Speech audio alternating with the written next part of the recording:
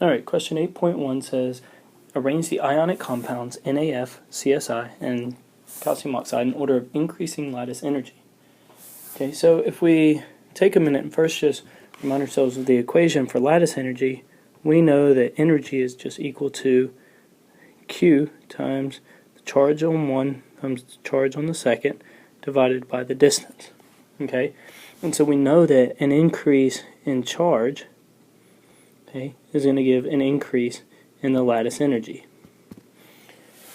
So right off the bat, we know that calcium oxide, okay, so if we look at calcium oxide, we know that this must be calcium plus 2 and O2 minus.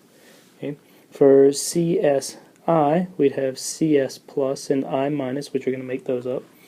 And then we have Na and F, sodium and fluorine. So we have sodium plus fluorine minus. All right. So sodium fluoride and cesium iodide have the same charge, okay? Because both of them have, you can see the charges are the same here, okay? So right off the bat, we know calcium oxide is the highest, okay, because the charge is higher. So then we just need to debate between cesium iodide and sodium fluoride, okay?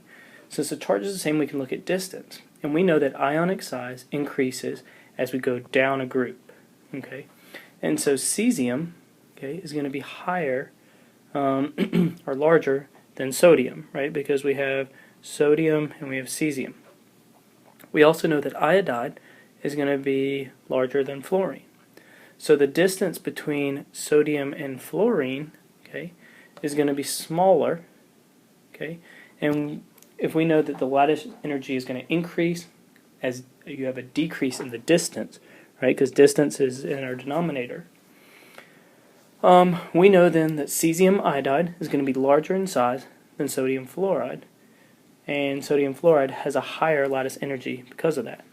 And so our final answer is just that we have cesium iodide, then sodium fluoride, and calcium oxide. Okay, so it's increasing lattice energy.